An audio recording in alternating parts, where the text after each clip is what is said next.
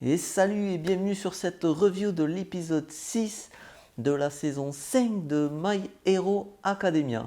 Alors un épisode bien mais pas top, un épisode qui passe mais qui ne restera pas inoubliable, on va pas se mentir. Alors cet épisode il parle de quoi? Eh bien il parle surtout de l'opposition de stratégie entre Momo et Itsuka, la nana qui a un alter qui peut grossir, faire grossir ses mains. Donc, alors, le personnage de Momo que j'aime bien, mais sans plus, j'aime bien son alter en fait, qui dans cet épisode s'impose comme stratège en fait et comme leader. D'ailleurs, je pense que ce sera comme ça d'ailleurs dans tous les affrontements, hein, il y aura toujours un leader qui se détachera, même deux, un dans chaque groupe. Et donc Momo, voilà, qui s'impose comme leader, rôle que je ne lui connaissais pas vraiment. Pour moi, c'est surtout un personnage d'appui, tu vois, un personnage qui aide les autres grâce à son alter, voilà. Effectivement, c'est ce qu'elle fait d'ailleurs ouais, aussi dans cet épisode. Elle fabrique, tu vois, des lunettes pour Fumigake et des bombes d'antifongiques, anti-champignons pour les autres. Voilà, pour moi, c'est un personnage qui a essentiellement ce rôle-là dans la série, un rôle d'appui, un peu comme dans un jeu vidéo, un jeu de rôle où tu as un personnage qui attaque, un personnage qui va attaquer avec la magie et un personnage qui va soutenir les autres avec sa magie, tu vois. C'est celui qui va guérir, celui qui va créer des boucliers anti-magie, des boucliers anti-attaque physique, qui va guérir les poisons, enfin tout ça, tu vois. Je pense que tu comprends de quoi je veux parler. Et pour moi, Momo, c'est ce genre de personnage, en fait. Ouais, je pense qu'elle a pas trop rôle de leader, en fait. C'est ce que l'auteur veut lui donner un rôle de leader, mais moi, enfin, personnellement, voilà, je vois pas ce personnage dans ce rôle-là. Toutefois, faut avouer que voilà, elle a une bonne stratégie dans cet épisode. D'ailleurs, ben, j'ai cru que la 2A allait gagner dans cet épisode, tu vois. Pour ça, l'épisode est bien fait jusqu'à la fin, quoi. Je pensais que la 2A allait gagner jusqu'à ce que les autres retournent la situation. Donc, ben voilà, un épisode bien écrit parce que ouais, j'ai été surpris, même si j'ai pas été transcendé, tu vois. J'ai quand même été surpris par le dénouement parce que la stratégie de la 2A était quand même assez bonne. Encore une fois, stratégie mise en place par Momo. Voilà, la stratégie est bonne. Ça n'a pas payé.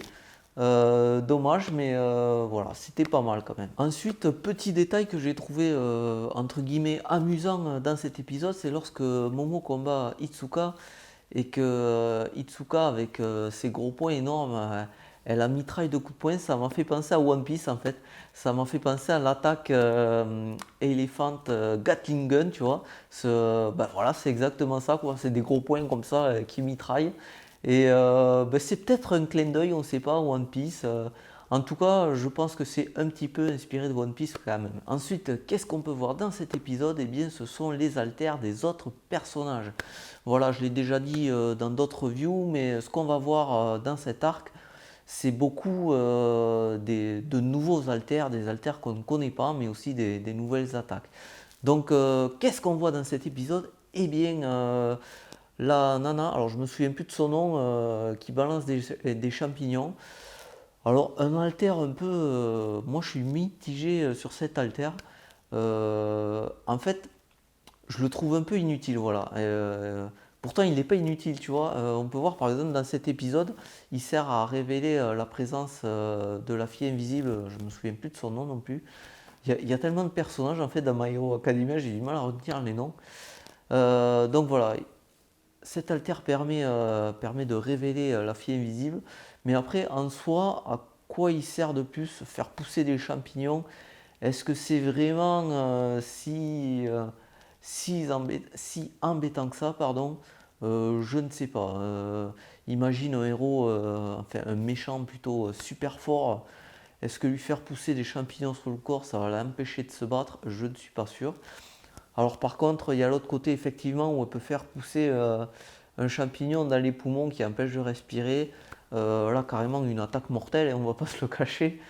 Ça ouais c'est utile, mais voilà, moi encore une fois cet haltère je le trouve pas terrible. Alors peut-être parce que tout simplement c'est pas un truc badass, tu vois. Voilà, faire pousser des petits champignons, ça, voilà, ça a rien de badass, donc un haltère qui me laisse un peu froid. Et enfin, on découvre le personnage de Manga. Alors je te le disais dans ma dernière review de l'épisode précédent, personnage qui m'intriguait beaucoup. Voilà, je me demandais qu'est-ce qu'il pouvait bien faire. Il est vraiment bizarre, quoi. Voilà, une tête en page de manga comme ça, c'est hyper chelou. En fait, remarque, c'est peut-être son costume en fait. J'ai pas pensé à ça, mais c'est peut-être un masque qu'il met comme ça. Je ne sais pas. Voilà, peut-être qu'il a une vraie tête normale, je ne sais pas. Mais bon, voilà, personnage qui m'intriguait. Donc maintenant, on a découvert son alter. Donc son alter qui permet de matérialiser les onomatopées. Ben voilà, comment dire, c'est super original comme truc. J'aurais jamais pensé à ça, tu vois. C'est un truc de ouf. Alors, le truc, le truc auquel j'ai réfléchi en fait, c'est est-ce qu'il pourrait pas être mieux ce pouvoir? Parce que là, en fait, il matérialise les onomatopées, donc c'est-à-dire s'il dit boum, voilà, il y a un boom qui va apparaître et peut-être une explosion. S'il dit flash, par exemple, ben voilà, ça va faire un flash. Euh, mais voilà, en fait, ce pouvoir, il pourrait être mieux s'il pouvait tout simplement pas matérialiser, mais créer une action quand il dit quelque chose.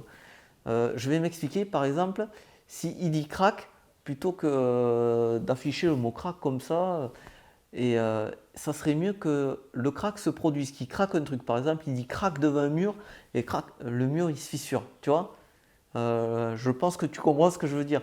Et ça pourrait être encore plus utile, parce que là, son pouvoir, si on y réfléchit, il n'est pas si utile que ça. Et par exemple, imagine devant un personnage comme ça, il fait crack, et là, il lui pète tous les os du corps. Bon, c'est un peu violent, on est d'accord. Mais ouais, ça pourrait être pas mal, tu vois.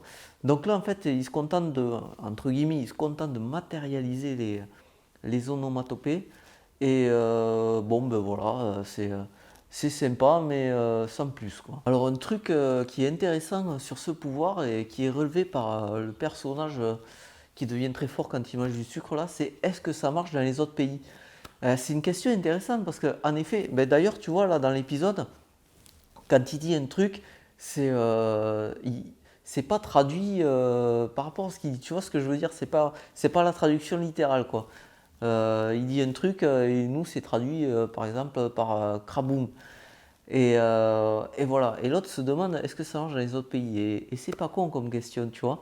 Parce que par exemple, voilà, un exemple comme ça, les sons qu'on retranscrit en France ne sont pas les mêmes au Japon.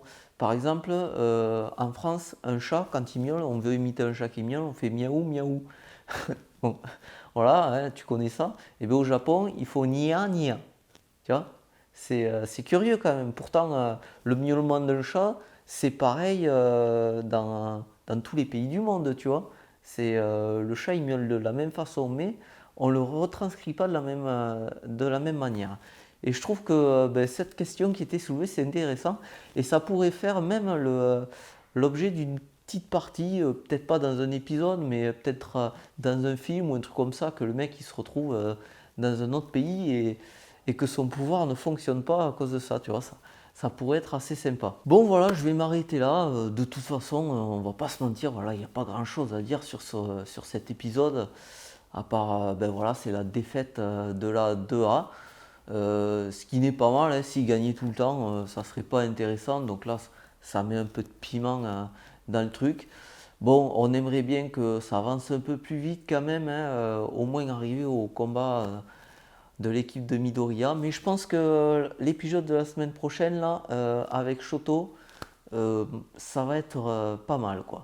Et je suis à peu près sûr que ça va être lui le stratège de l'équipe, à moins que ce soit Tenya. C'est comme ça le mec qui s'appelle le mec qui couvait. Ouais, je crois que c'est ça, Tenya. Parce que lui aussi, il réfléchit pas mal aussi. Enfin, on va voir. Je suis impatient de voir le prochain épisode. Allez, en attendant ben, ma prochaine review ou la prochaine vidéo, parce que je parle d'autres trucs aussi, je parle par exemple de cinéma, n'hésite pas de t'abonner ou partager cette vidéo. Et en attendant, je te dis à bientôt.